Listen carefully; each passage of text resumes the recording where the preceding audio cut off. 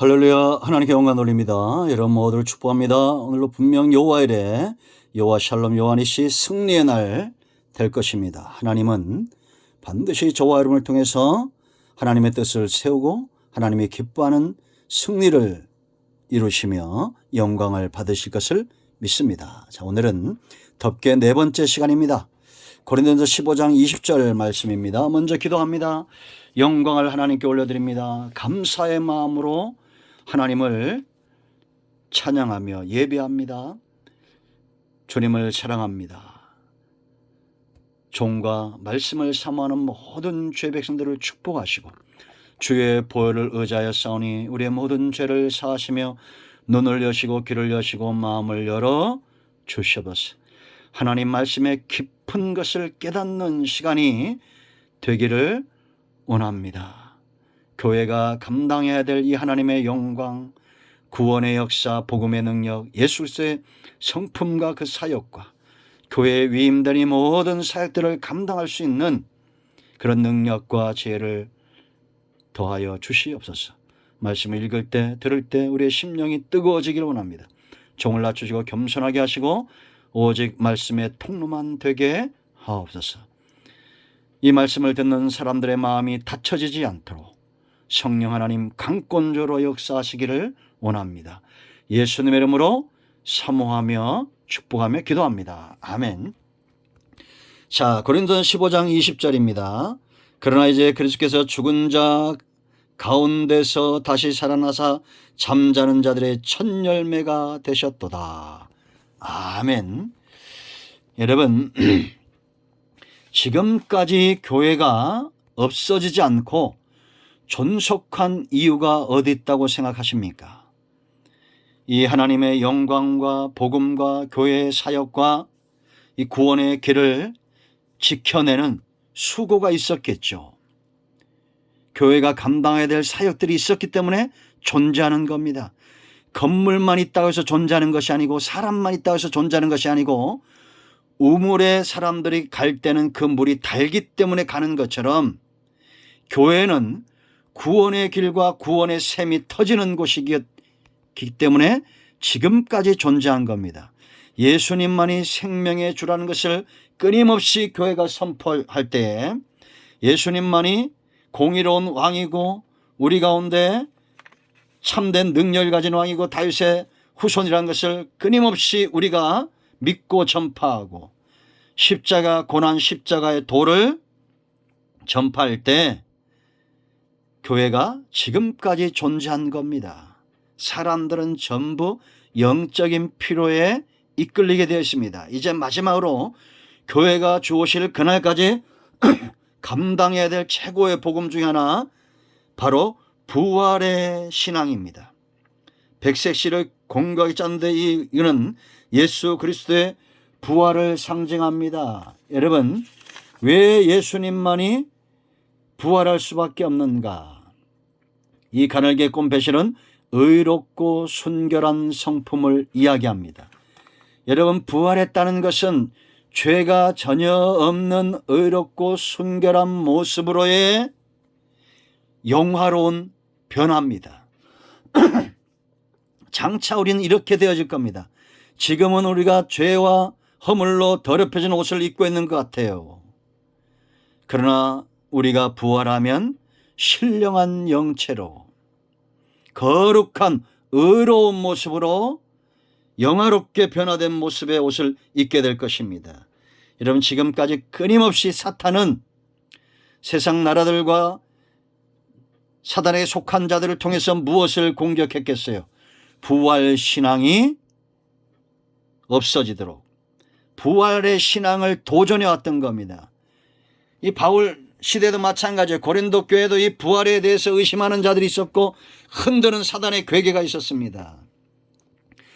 그럴 때 우리도 우리의 부활 신앙이 연약해질 때 어떻게 해야 됩니까? 교회는 이것을 사수해야 되겠죠. 가장 부활을 믿을 수밖에 없는 첫 번째 이유를 알고 깨닫고 전하십시오. 4절 15장 4절에 장사 지낸 바 되셨다가 성경대로 사흘 만에 다시 살아나사 그랬습니다. 성경대로 부활하신 거예요. 성경대로 태어나시고 성경대로 사역을 감당하시고 성경대로 부활하시고 성전대로 고난을 당하시고 부활하시고 승천하셨습니다. 예수님은 약속의 말씀 성경의 메인 삶을 사셨습니다. 이 땅에 예수님의 누구도 그렇게 살 수 없습니다. 성경대로 그들은 태어날 수도 없고 성경의 대로 사는 이 무게를 감당할 수도 없고 십자가의 큰 고통의 무게를 누가 감당하겠습니까? 공자나 맹자나 석가모니가 천만에 마음에시오 천만에 이만이 가요 얼토당토하납니다.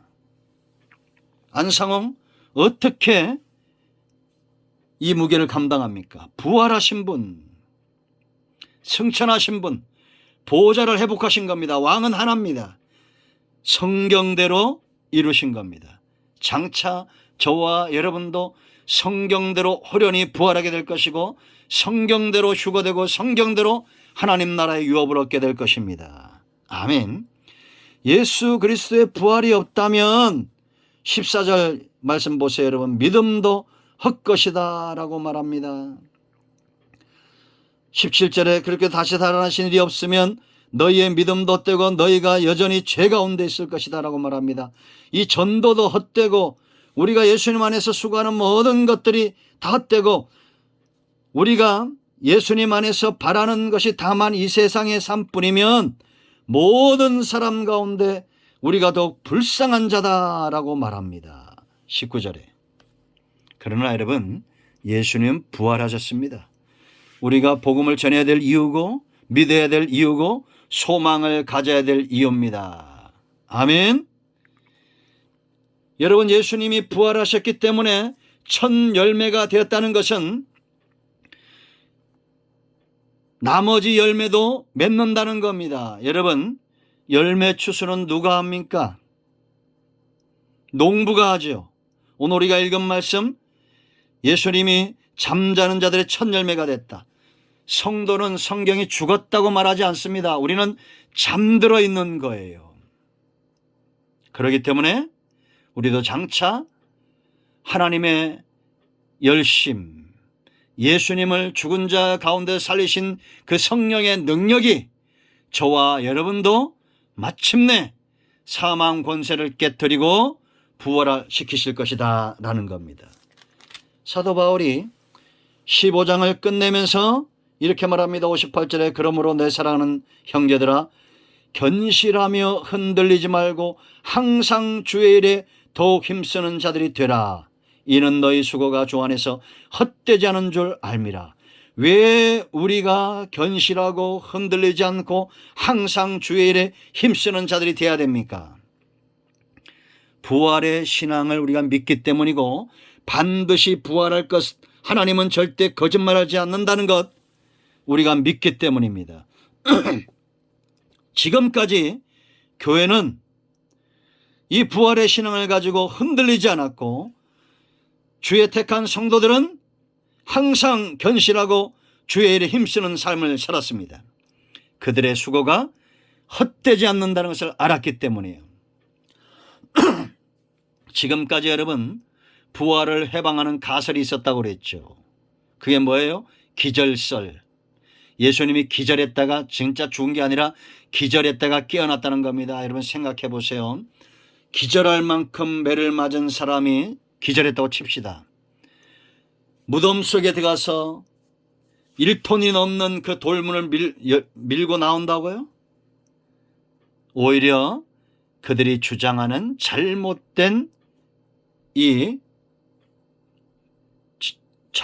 교훈들이 오히려 예수님의 부활을 증거하고 있다는 겁니다. 두 번째 도둑설이에요. 제자들이 훔쳐갔다. 이것도 말이 되지 않습니다.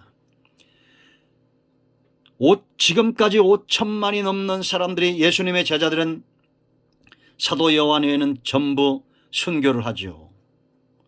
누가 거짓말쟁이를 위해서 순교합니까? 지금까지 순교한 자만 5천만이 넘습니다.